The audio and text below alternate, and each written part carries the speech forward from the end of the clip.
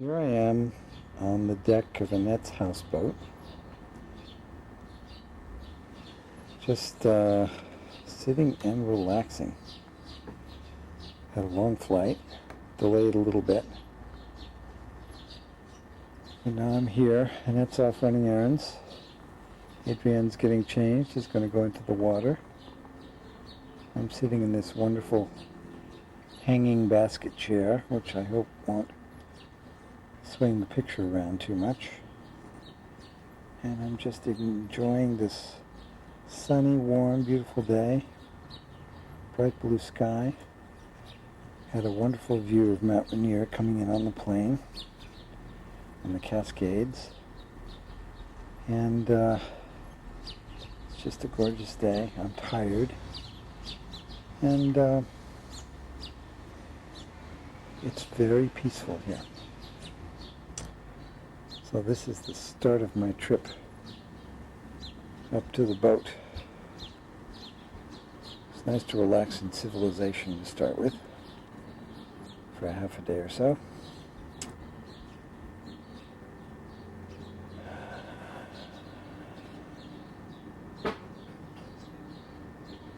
To be continued.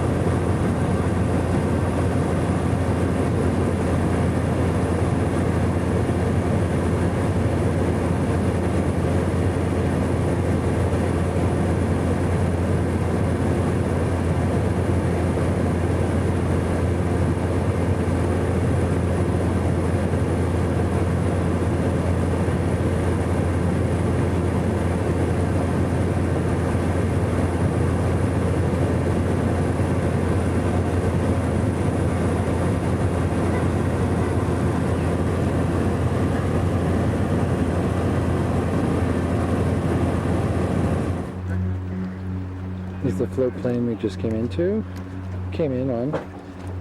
This is Nanaimo, where I just cleared customs. They're refueling and everybody's taking a pit stop. So in a few minutes we're going to take off again and then land at Minstrel Island, and I'll meet Bruce and Jen.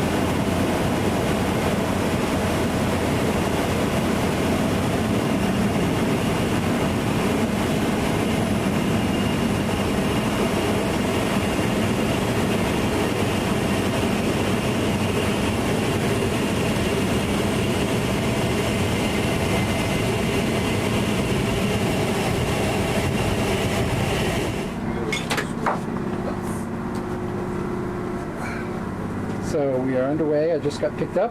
Hello. We're so glad you're here. Oh, it's man, so good it's to be surreal. here. You just fly in I know. and then we take off. I know, and it is just gorgeous here. The Look at fog this. is just lifting down. We're looking down Night Inlet here, and it's probably foggy down around the corner down there, but it's Bruce, lifting. what would you like to drink? Pineapple juice. You're having a beer? Yes. Oh, for God's sake. All right. Right out here we crossed yesterday and it was blowing 40. Luckily it was blowing with the tide or we would have been in really bad shape. But there were good it was a 3-foot chop and we were taking green water through the hawser holes up in the bow. Wow. With spray on the window and it knocked over a couple of our chairs. I had to climb up on the upper deck and put them away. But it's only 2 miles across, and we hook in behind Minstrel Island, and it was like calm, and it's beautiful. But that's what it does here. It blows down the inlets in the morning, and then as the heat warms the land, the air rushes in, and in the afternoons it'll blow like crazy up these inlets. So we're heading over there. We're going to head up under that mountain out there to a place called Quatsi Bay. It's supposed to be, well, the Wagner just says wow. We haven't peeked in yet. We went by the entrance, but I think we should peek in today. Quatsi? Yeah. Yeah. Well, time for lunch. So here I am on the front deck of the boat at the bow. Bruce is bringing out the little steering unit so we can sit in front here. Don't have to be inside the wheelhouse. It's really nice. We've got a following wind, so it's not very windy at all. The sun is bright. There's not a cloud in the sky practically. And so we'll just relax to show you what it is we're enjoying here. Get settled. Okay, so Bruce has got a chart. Inside we can rely on a computerized GPS system that shows our boat on the chart on the computer screen as we follow the course. But this is a really neat chart because this has all sorts of history about the exploration, about what was going. It's from direct excerpts from Vancouver's logs from 1792. oh my goodness. In the summer of 1792, when the Discovery was cruising through here and mapping this area for the first time. You'll really enjoy this chart. So what can you tell us about where we are now? Is there anything? Find the darn chart. Oh, well, that's a Here good we start. go. Clapp Passage is what we're in right now. Edward Scoble Clapp was navigating lieutenant on the HMS Scout, Captain Ralph Peter Cantor. On this station, 1871 to 1873. He became a staff commander in 1879. Commander retired 1890, died 1902. And this point that we've just passed is in the Indian name is called Rocky Site for Cutting Fish. That's great. Which point is that? We just passed it. Now the point with the lighthouse on it up here is called Old Man in the Indian lore. In other words, sea monster, a dangerous place. Huh.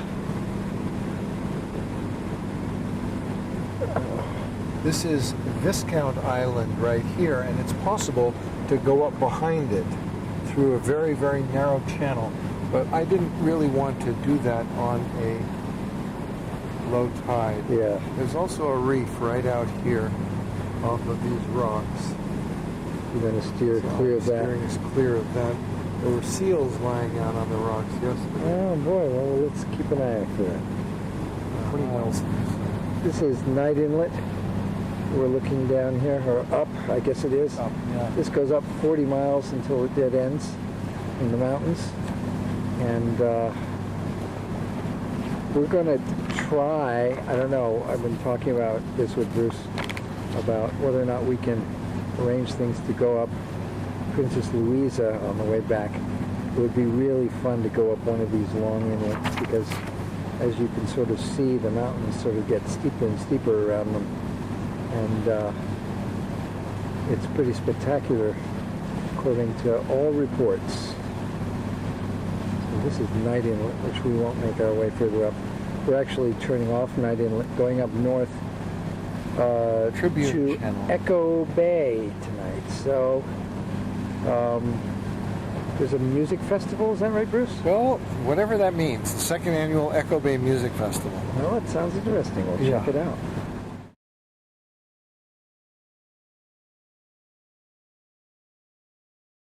Tribune Channel. Tribune Channel. Thompson Sound is what you're actually looking. You're looking up Thompson Sound. We're going to go around. Follow Tribune. We'll go around to the left, around that little low point up there, up ahead. Right. You're looking straight up Thompson Sound. There's no good anchorages up there. It's very pretty. Got one other boat in sight. Darn it. Darn it. Getting crowded up here.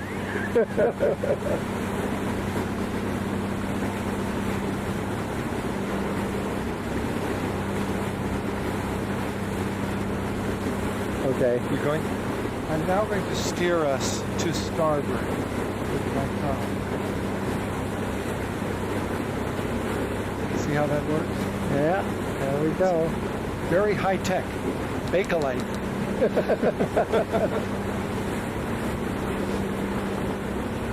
It's digital. You use your fingers to work it.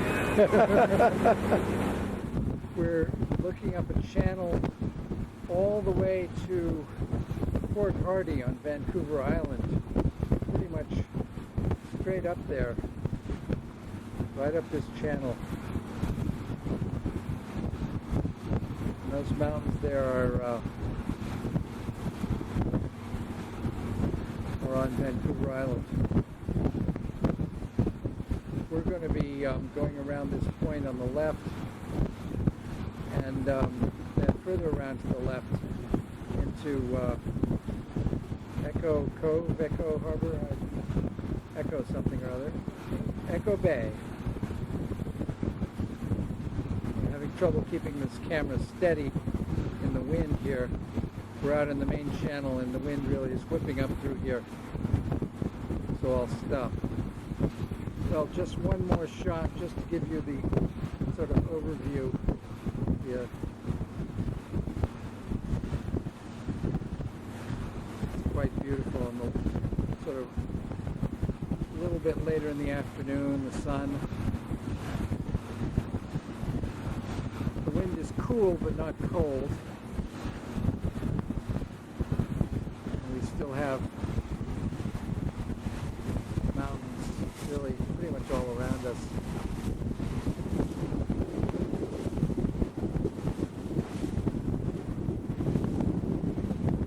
Again, I have to tilt the camera way up to the top here. We're docked at Echo Bay at a wharf called Windsong Resort. We had an afternoon of relatively uneventful fishing, unfortunately. Bruce and I each caught a rock cod, a small fish of some kind. It's a cute little bay nestled right underneath the trees and the cliffs. As you'll see, these first two houses apparently are privately owned. And this is a push-prop plane that we saw just now landing.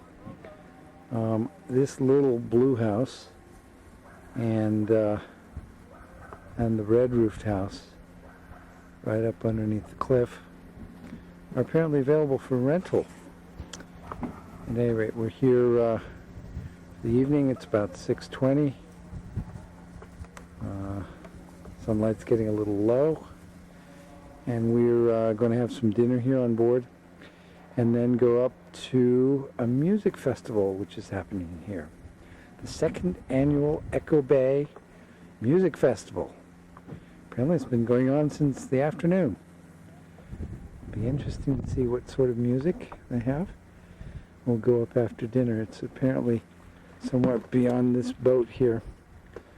They've built a stage and they're putting on music, so we'll hear some. This is just so cute. I'm in the stern of the boat now, looking at the same little house that's available for rent below this beautiful cliff. And I figure we ought to do a tour of the boat, although I suppose that, it's our fishing gear, I suppose that most of the people who are going to be seeing this have already seen the boat, all the same.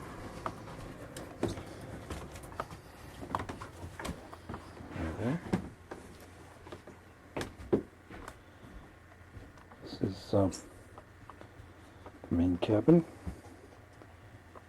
The aft, looking through to the kitchen here. sort of heading down that passageway is the master. I guess they call it the stateroom. And here we have a couple of chairs. Pretty comfortable.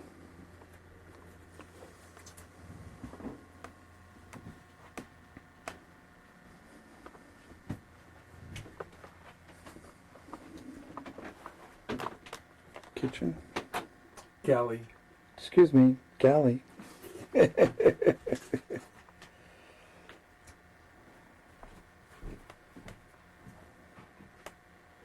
Chili on the stove.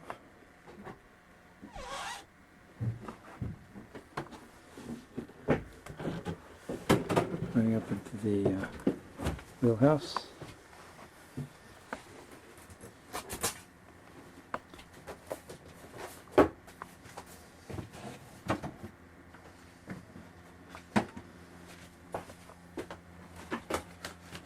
Computer with a GPS. Not on at the moment.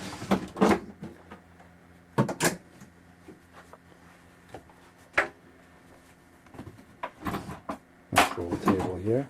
Time to make things ship-shape around here a little bit. Ah, yes. There's the sleeping quarters here. That's when the captain's on anchor watch. That's when the captain's on anchor's watch. Sure it is. Otherwise, That's when the captain wants to take a nap. And down here is the forward quarters here underneath the deck. And then up front is where we sit when the weather's nice, as you saw earlier. If you only knew how much it hurts to hear you say that you can't forget that before we met, those were the good old days. Why must you hurt me so? I can't stand it no more. I really tried. I know that you don't like it, but I try so hard to hide it. I'm a jealous kind. Well, I know that you don't like it, and I try so hard to hide it, but I'm a jealous kind.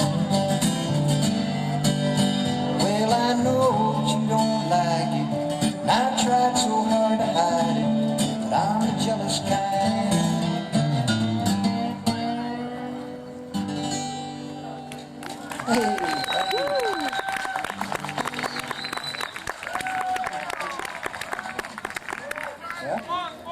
Spirit of the earth, help me with my birth. Spirit of the land, hold me in your hand. Spirit of the wind, carry me. Spirit of the wind, carry me home. Spirit of the wind, carry me home to myself. Spirit of the storm, help me be reborn. Spirit of the rain, wash away my pain. Spirit of the wind, carry me. Spirit of the wind, carry me home. Spirit of the wind, carry me home to myself. Spirit of the ocean, depth of devotion. Spirit of the sea, set my soul free. Spirit of the wind, carry me. Spirit of the wind, carry me home. Spirit of the wind, carry me home to myself. Spirit of the river, blessed forgiver. Spirit of the shore, show me more and more. Spirit of the wind, carry me. Spirit of the wind, carry me home. Spirit of the wind, carry me home to myself. Carry me home to myself.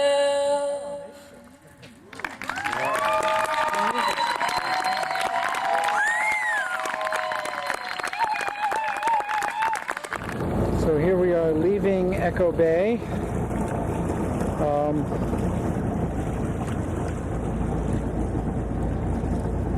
It's actually sort of early afternoon, maybe not even so early afternoon, 2 o'clock. We sort of had a lazy morning. Bruce and I took the digging out fishing, landed 3 fish, cohos. Cohos are closed to fishing, so we threw back. But some nice fish in the boat. Look at the roof on this one. It's very strange. It's an old barge that they put up on the platform.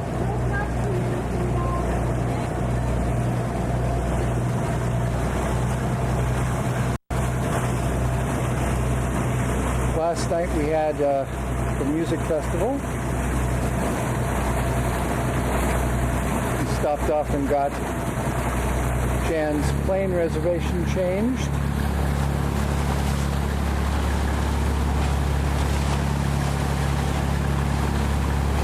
So we've had a quiet morning. We've got about 2.5 hours of motoring to get up to Sullivan Bay, which is further north.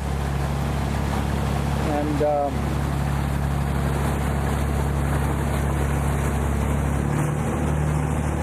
maybe do some more fishing later in the afternoon.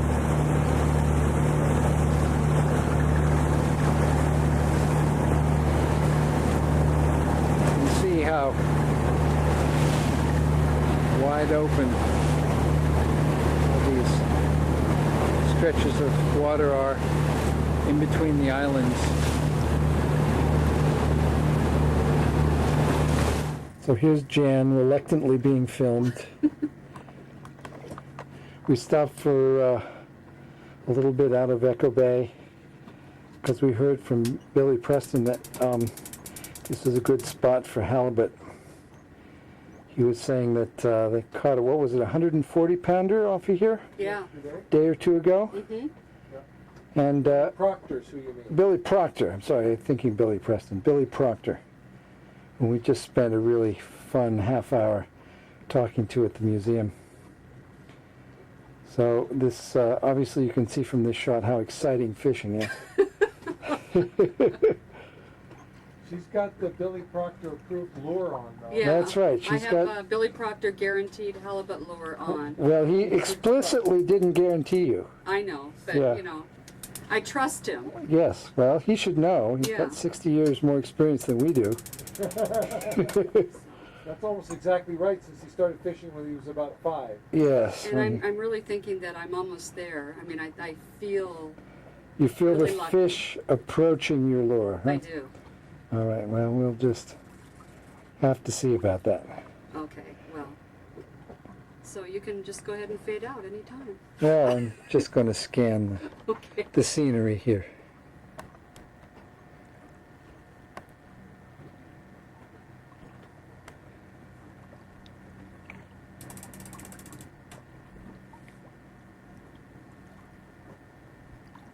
It's hard Heading to... up towards those 2 peaks out there.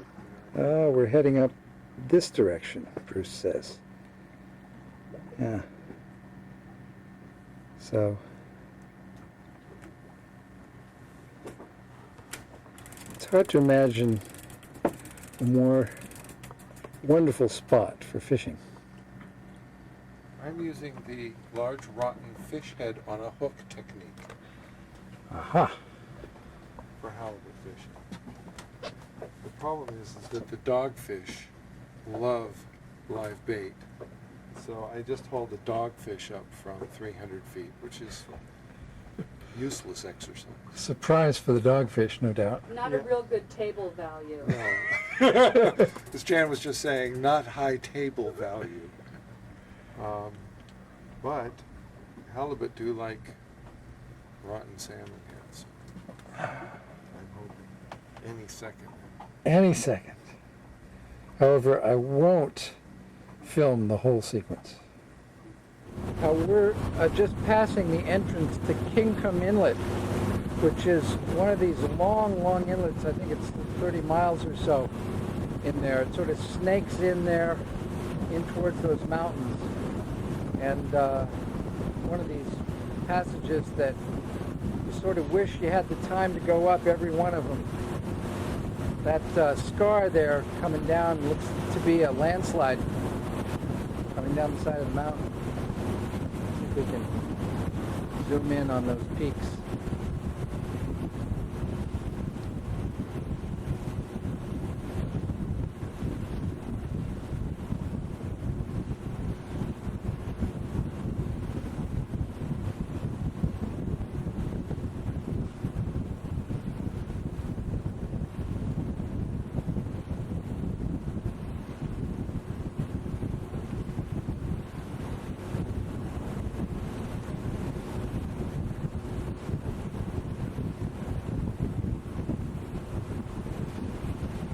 So, one of those roads not followed, at least on this trip. This is Sullivan Bay. We just rounded the point and sort of came upon this huge outpost of civilization here. It's really quite too overpopulated for us, I think. We're going to try and find a cove instead. Notice the helicopter on the top of that house there. We've got a landing pad, I think, there. So we got some like $1 million boats here. And this is too crowded for us to spend the night in. We're going to probably go back and find a cove we can anchor in. Peter, All right. All right. odds are not. I think you've got a halibut or a big old red. Never know.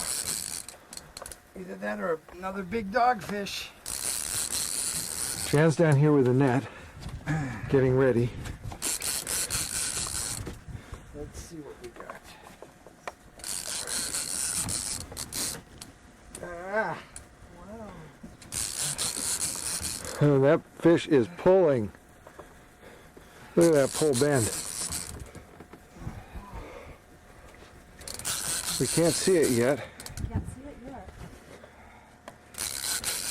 well, 200 and odd feet of line down.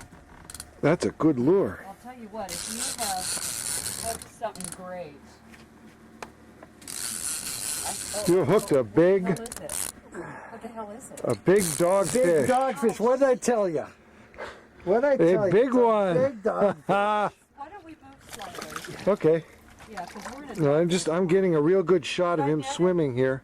Yeah. No, We got to take the. we'll see. I'll go. I'm going to turn off the camera now and unhook him. So here's Bruce. Cleaning, or about to clean up salmon we caught this morning. We thought it was a spring. Turns out it's a coho. So we apologize to the coho gods. But there's so many coho up here, even though they're really sort of off bounds for fishermen. We have one here by mistake, and so we're going to eat it tonight for dinner. Look what's in his tummy. What's that? Herring. Herring, look at that. Huh, I mean her tummy. your tummy. Alright. I'm not sure I really want to get this whole thing on videotape, but I'm already shooting, so I'm just going to continue shooting. The dirty part's done. 30 parts done? Alright.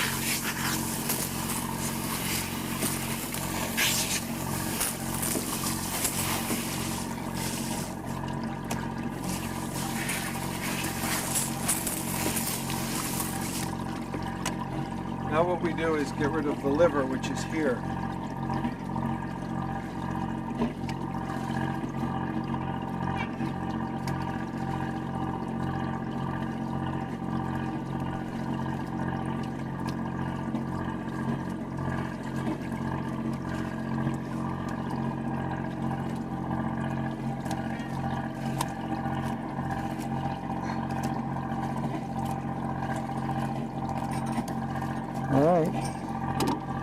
So just anybody watching this now knows how to clean salmon. I think the most important rule is do it on the swim platform. Yeah. And have a hose handy. Okay, now we'll fillet it. It really helps to have a hose. Yes, it does.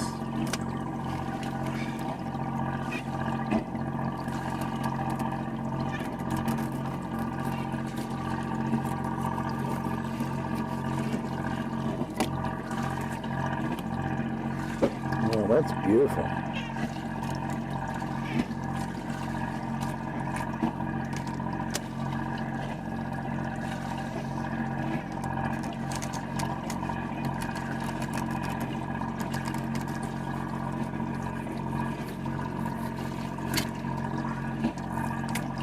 There it is. There we go. Well, we're not quite done. We're going to get the other bones out of it. But right down the backbone. But this is the part PJ likes. Oh yeah? Sweetie? Yeah? Sure. I'll give him a little bit of this.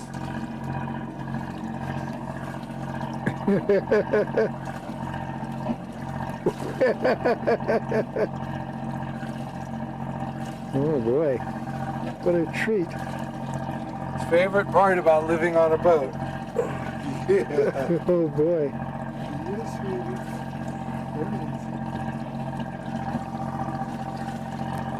Give you a little bit more. Yeah, good boy. Okay. Fish food. Now, we'll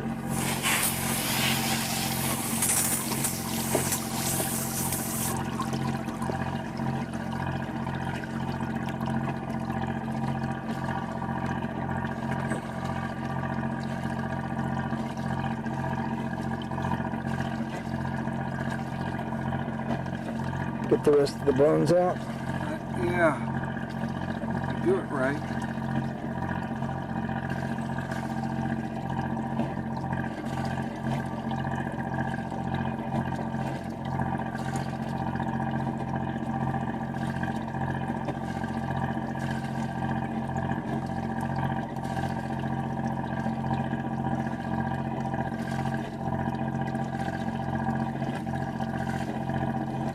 I can get about 80%. Those are the rib bones. There's one right there, but and this is a fin. Get that fin out. There's a few little bones up in here, but I'm not going to worry about them. So there's tonight's dinner.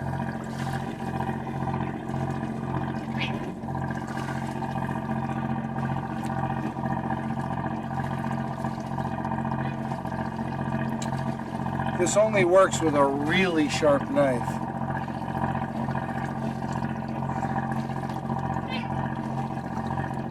PJ wants more. I know. Yeah, he's nudging me. Yeah. Oh, he's coming down.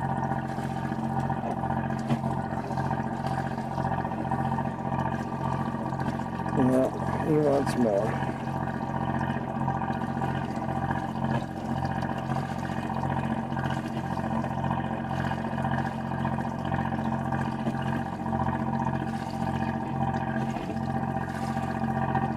Well, I got 90% of the bones out of it. There's one or two.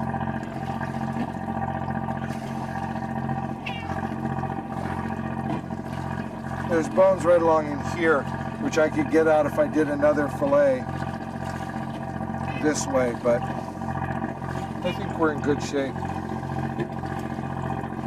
There's our crab pot baked.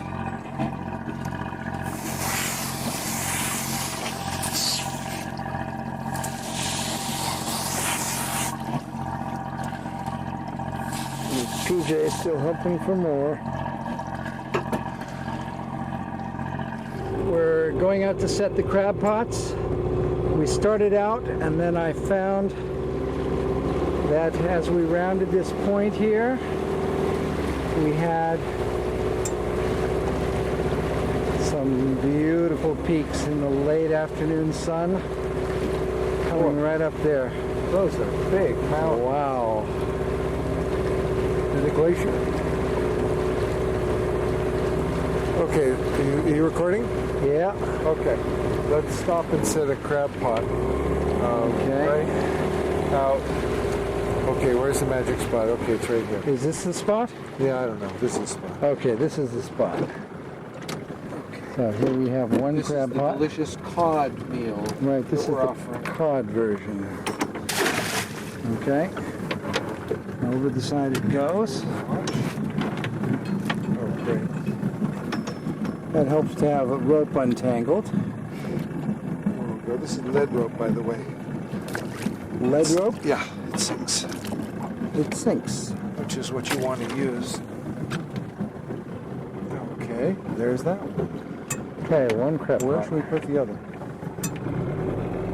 Here maybe? Over here. All right.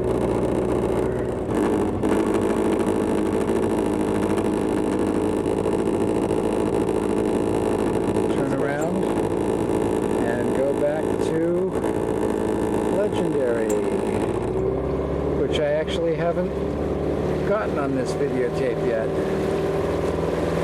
Well, maybe we need to run She around is. her. All right, we'll do a tour around Legendary.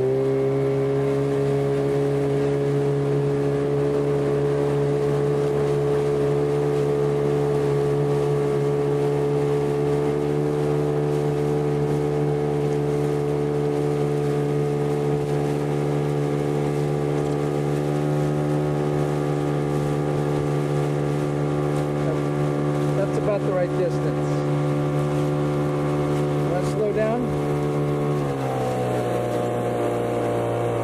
Okay. So,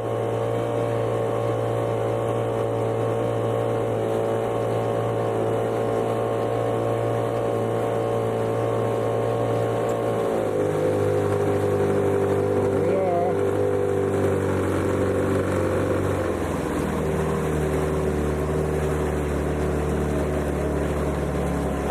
She's a beautiful craft. She's a beautiful craft indeed. Oh, and we're going to get our own waves here. Okay.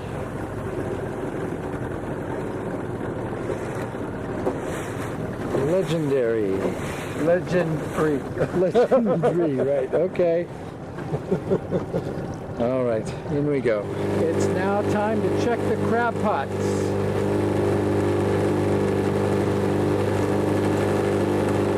Well, they said that there were crab in this bay. Now we're going to find out whether they are big crab, little crab. We're pretty far north. You'd think they'd be marvelous big crab. Well, let's find out. Now, this is only 15 minutes later from setting them down. And, The thing about a ring is you got to pull it straight up okay, with some power. you want to do that? Yeah. Okay. Can you snag it? Okay. Figure out where it is.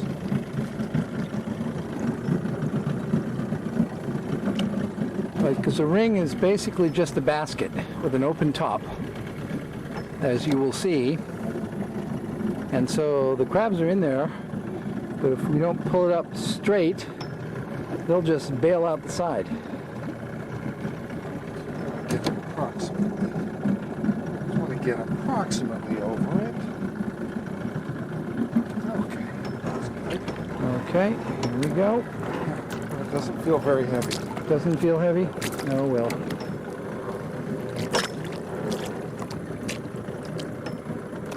We have anything at all? Yeah, we do. Too small. Too small. Very cute. Cute. Okay. Do you leave them in? Well, we'll just leave it down longer. All right. Let's try That's the other one. one. Let's The other try one the had other one. better bait. Maybe the crab are not as thick around here, and it takes longer for them to get over. But saddleback, they're so thick, if you leave it down any longer, they're swarming all over the bait. There'd be 50 crab in there at Saddleback Island, but most of them would be little ones.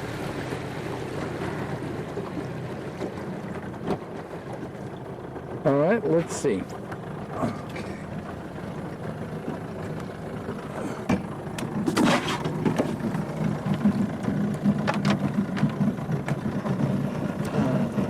This feels a little heavier.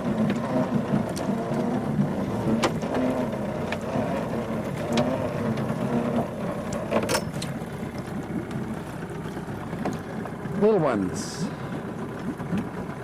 Yeah. Anything big there? No, not big enough. Not big enough. That's Okay.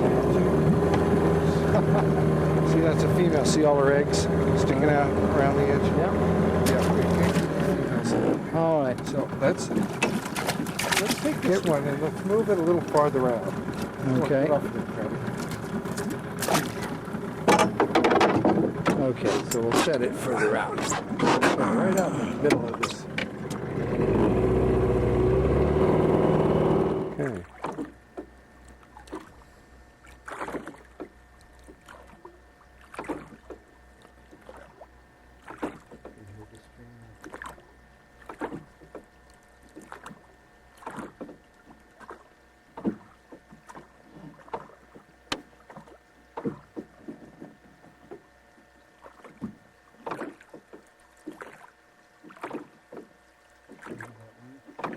Perfect.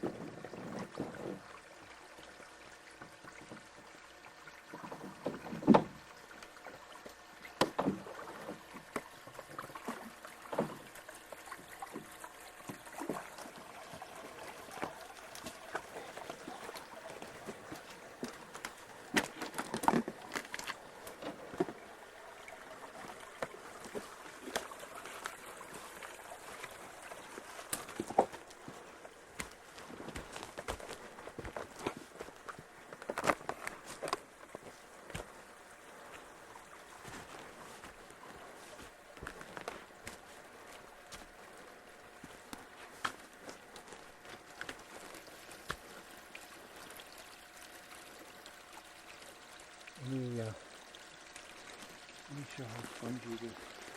Yeah, right here. Give me the water.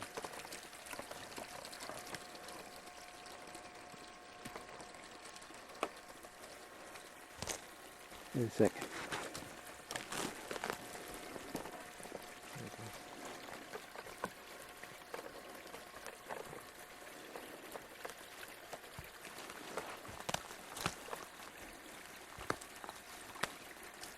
See how, just like sponge. It's years and years and years of twigs and branches and rotting wood and pine needles and moss and more twigs and more branches and moss and rotting wood. Little stream here.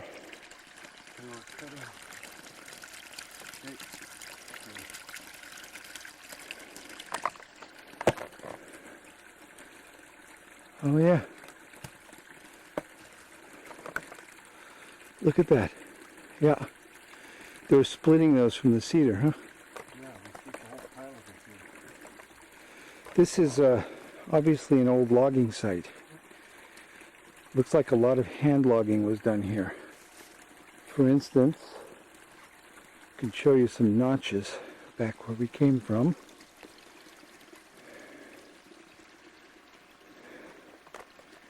See if we can see in here.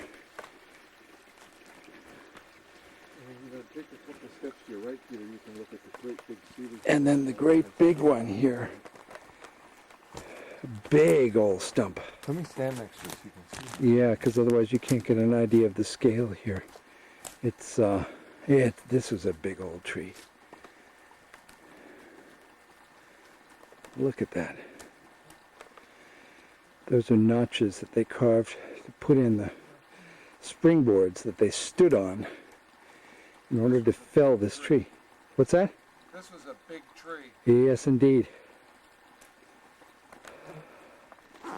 Look, yeah, they were cutting pieces off of this, and then it's like a pile of firewood almost. Yeah, I wonder what they were doing here. Maybe that's what it was for. Maybe this was their firewood. Yeah. A lot easier to cut up a log rather than drag a whole log down, I imagine. And they'd sometimes on cold rainy days they'd build a little fire. Stay Yeah. warm by. Love the sound of that stream. This is, we were wondering how long it had been since anybody was here.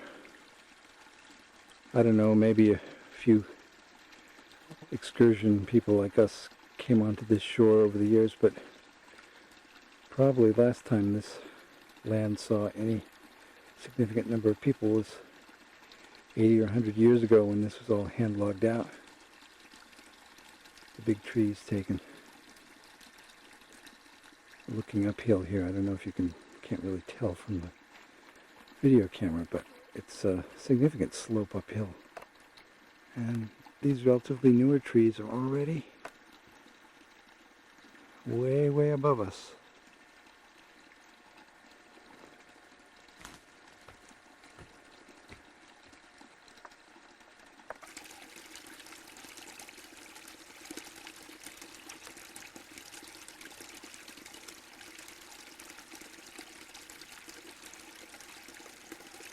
Get that animal hole up to the left.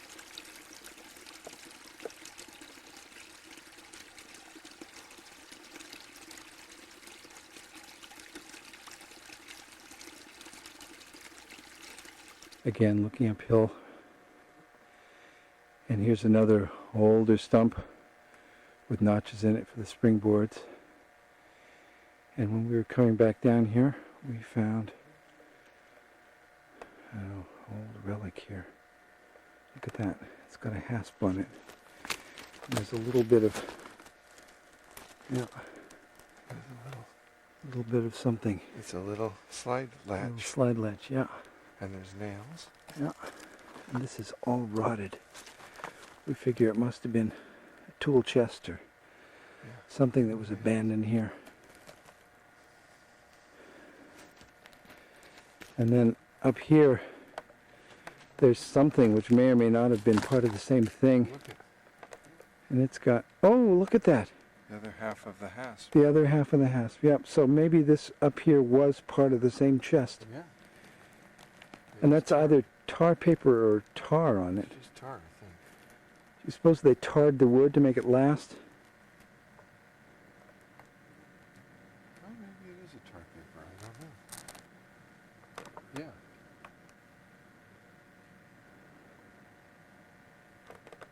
Huh.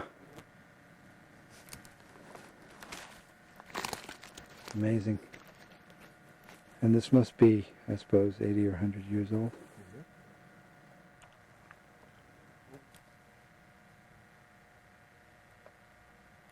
So quiet here.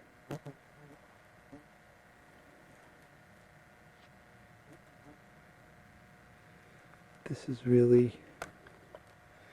well, you can't quite call it virgin forest, but it certainly looks like undisturbed forest for the last many decades.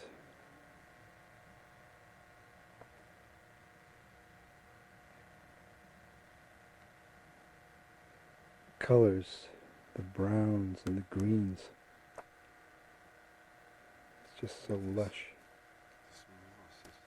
Yeah. Look at this color.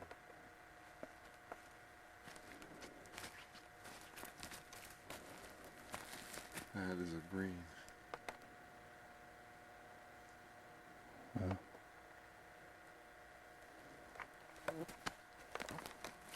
look at this.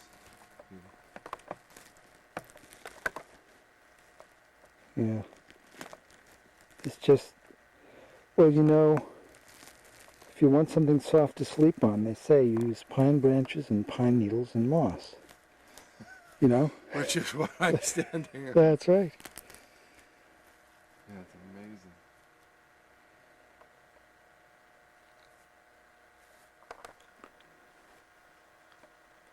We found a big old cedar they didn't cut right out here. Not as big as some of the ones we saw, but it's actually still living. They did not cut it. And it may be because it actually splits up here. So they might have thought it wasn't going to be a good log and just left it. It's curved. And it's curved too, yeah. So it would have been not premium quality wood as far as they were concerned. Lucky tree. Yeah, It's just hanging on for dear life onto the rocks here. yeah, you wonder how something like that stands on basically rock. Right down at the shore there. Probably stay here for another 500 years though. Who knows? Or some big storm comes along in 25 years and puts it in the water. Down to the boat here. That another relic is this old piece of wood. It's been notched out for steps. And another notch there. Whoops. Whoa. You all right? Yep. Look at that. And it's sort of splitting apart with age. You know what? Covered with I moss. bet they had, they might have had another log, and they Put steps. put boards. It looks like it's square notched for boards. Yeah, maybe. For all we know, this log was up here, and it was actually Oh, that's A true. It little could have been dock, part of who the knows? part of a platform or I don't whatever. know. But because it's notched square, Right. not at an angle. right. Who knows? Just shows you people were here. Yep. Boy, this is Oh, slippery. it is. All right. Back to the boat. There's some birds here along this cliff. We were fishing along this cliff. We were about 20 feet away from the cliff, and we're in 240 feet of water. We were just jigging for cod. There they go. I don't know what it is. Little dark black bird with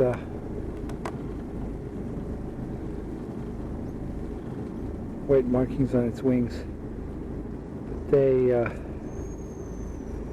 apparently like this cliff. That's guano. Well, that's their home. So along a little further. Indian rock painting right there on that ledge. You see the red? There's Oh, yeah. a place where you can stand. And they have painted a boat. And there's a big circle. Yep, Uh, that's right. Okay. and then a little bit farther over to the left, there's some additional painting.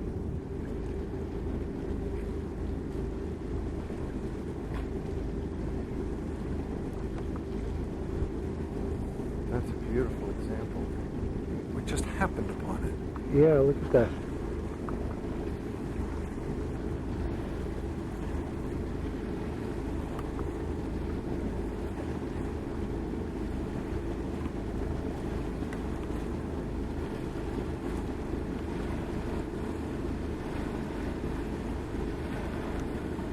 Huh.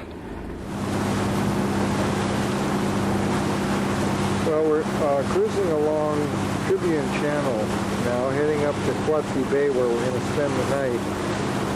We tried a little fishing and caught a bunch of little things, and it's a really interesting phenomena here on the side of Guilford Island. The clouds are hanging low, but the entire piece of the hillside is slid as an avalanche right down into Tribune Channel. 5 different avalanches along here. Caused, apparently, Billy Proctor tells us, by helicopter logging up above. You can't see up above simply because the clouds are in the way.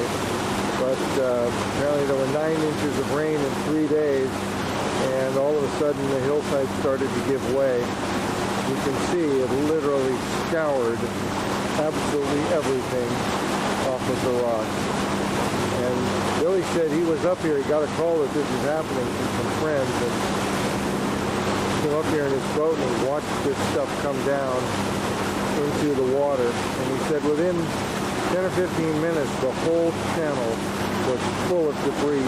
You couldn't pass up Tribune Channel.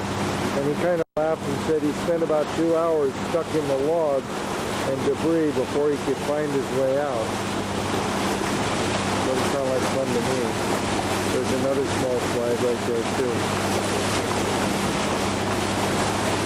Here's where we're headed. Up to Quatsi Bay. And if I zoom in, you can see that at long last, we've finally found a place that's sunny today. That's where we're headed right there. Well, we're heading up this channel. We've had cloud cover all day. We're just heading northeast, and came out into the sun, and you see still clouds, but sunshine on the hills and blue sky, and then this cloud cover that sort of hangs over the hills at a few hundred feet, and then this big escarpment here. It just sort of disappears into the clouds. Huge, smooth rock faces.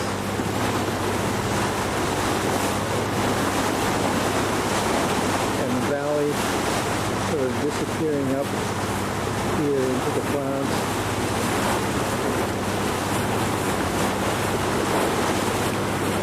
And then in back of us, the sun doesn't drown this out too much. We have some beautiful peaks sticking up, and then the grayness that we just came out of. Such a world of contrasts today. And then going in front of us again, coming out from behind this point, more mountains.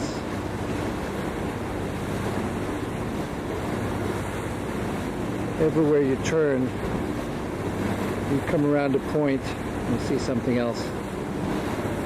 Or sometimes you don't, if everything's socked in. Then it opens up like this and just sort of takes your breath away.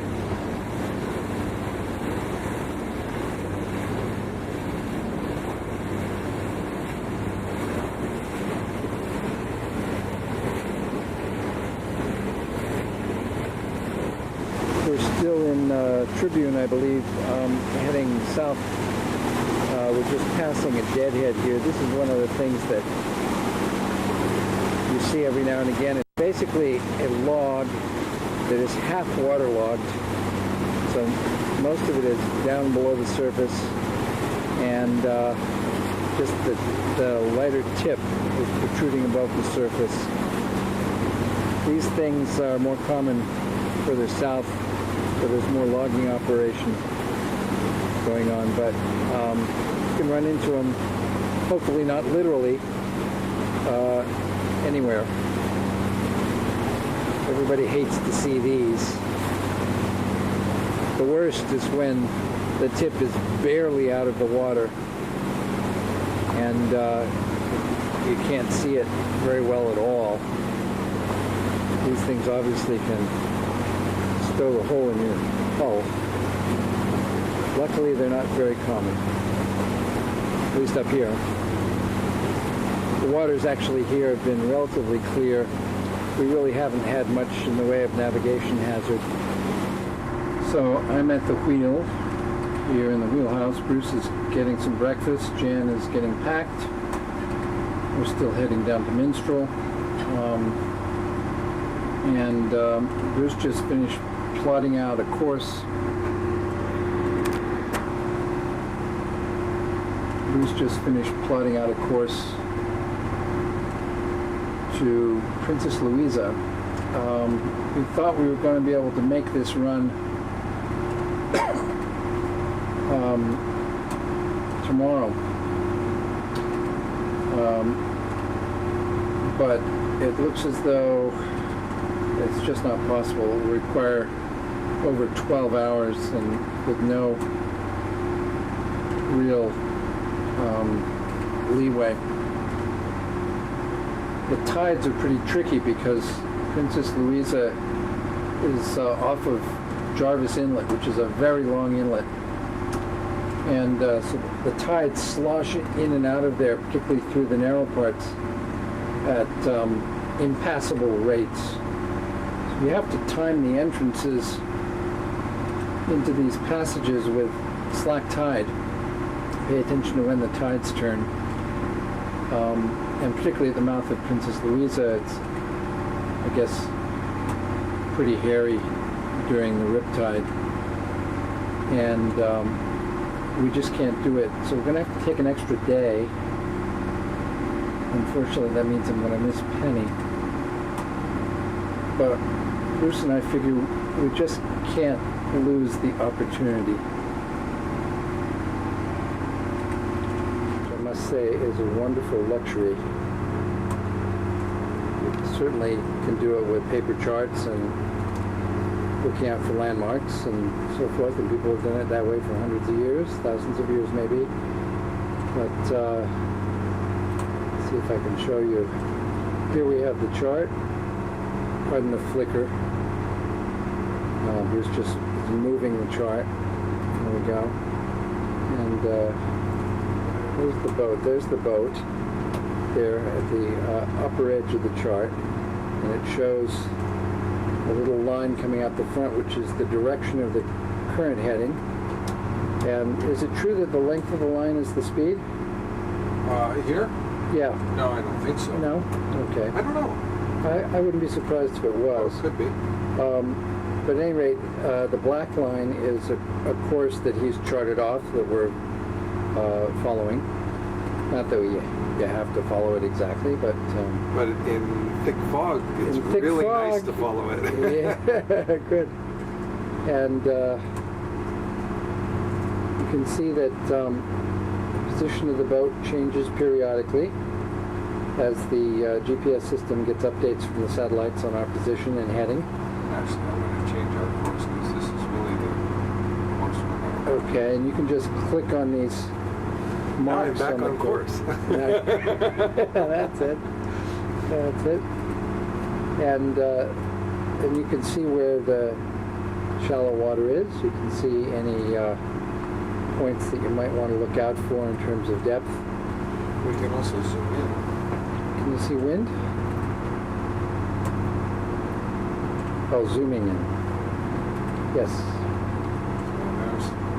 So Closer view of the chart. and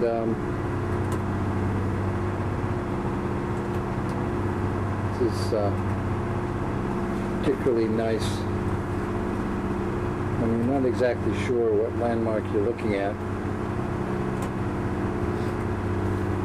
All the charts for the area are loaded onto the computer.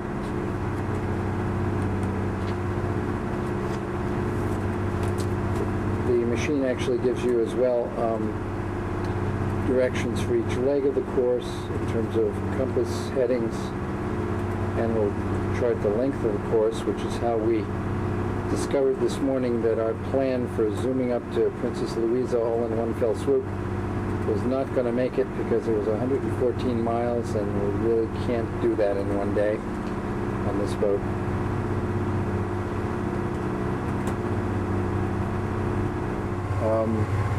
We have the miracles of modern technology, and then we have pretty much wilderness out here. So These are the days of lasers in the jungle. Lasers in the jungle somewhere. Here are the seals again that we saw coming in. See if I can get focused here. There we go.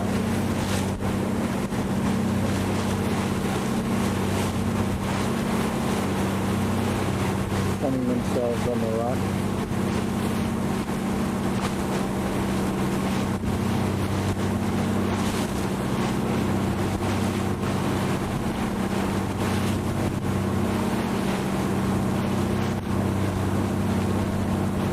Not much sun, but it's a little warmer probably than in the water. We are approaching an old Indian village site.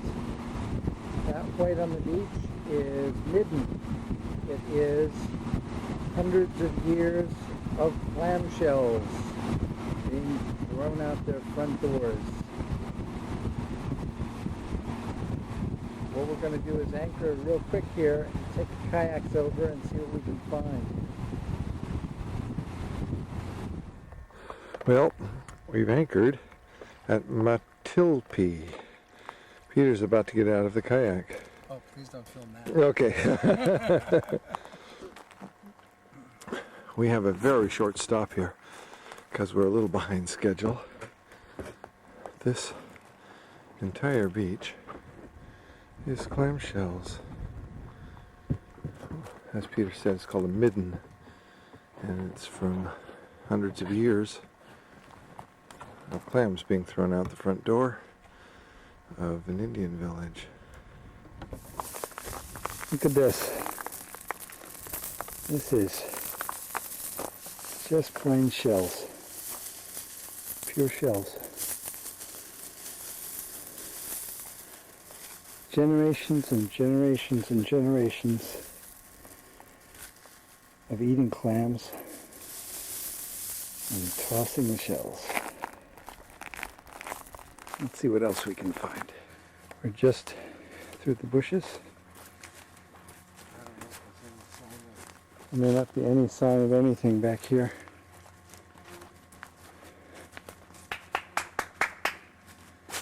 Don't want to surprise any bears. There are berries around here. Hello.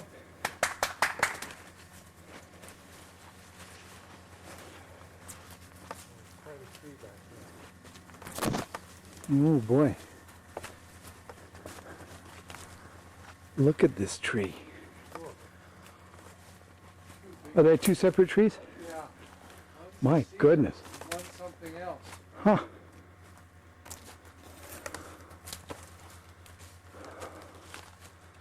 Look at this. Let's see how big the tree is.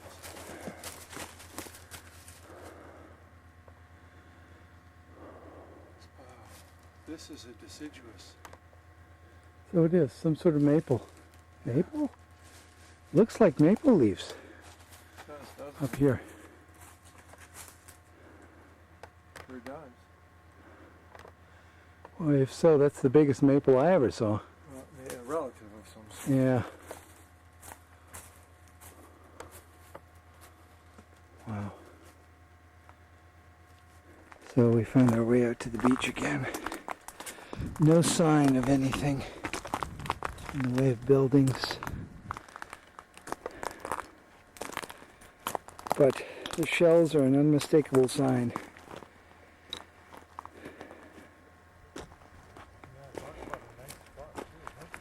Yeah, it is a beautiful spot. A little shelter behind the islands.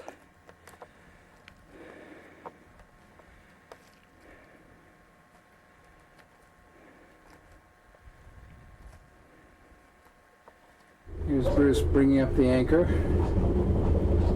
The winch there on deck, which he controls with his foot, and he's spraying it off with a saltwater deck hose just to get the mud off.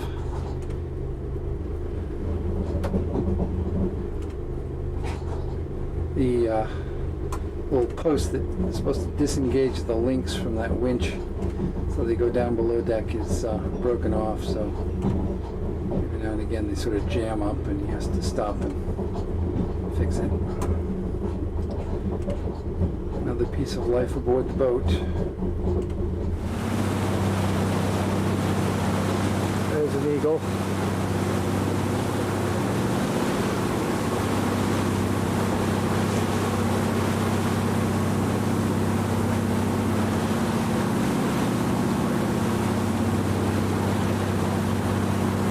Settled into a tree.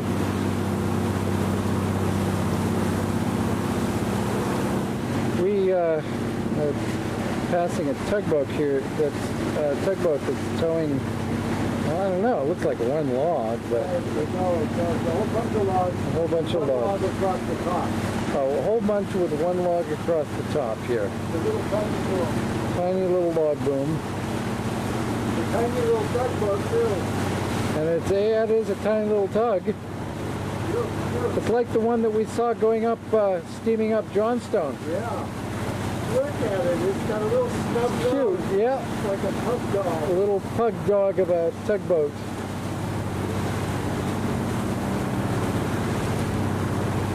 Ha! Look at that.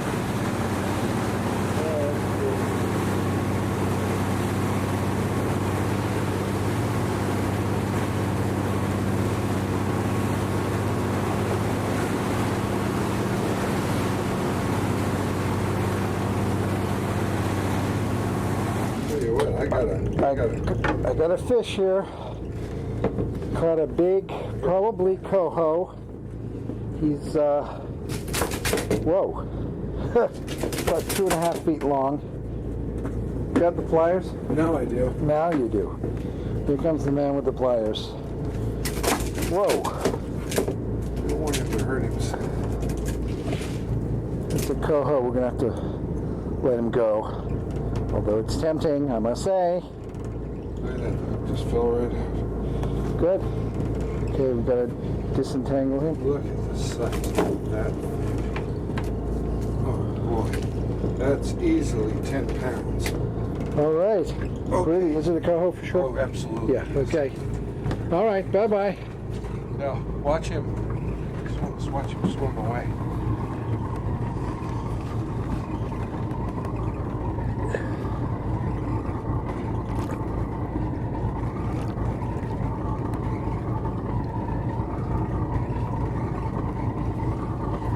He's a little stunned.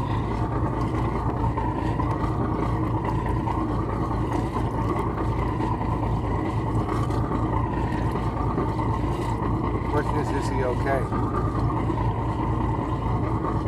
If he's not, we'll keep him.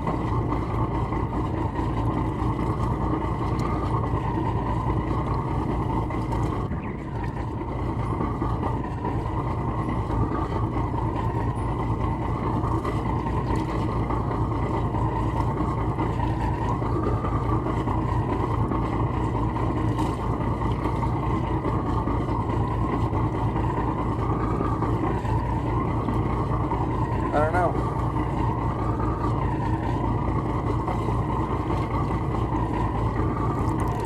No response.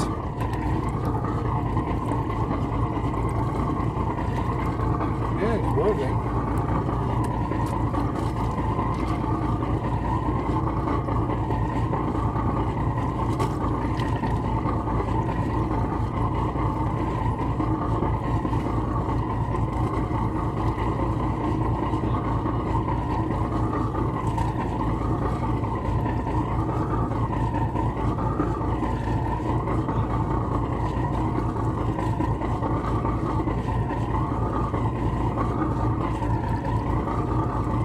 Nice breathing.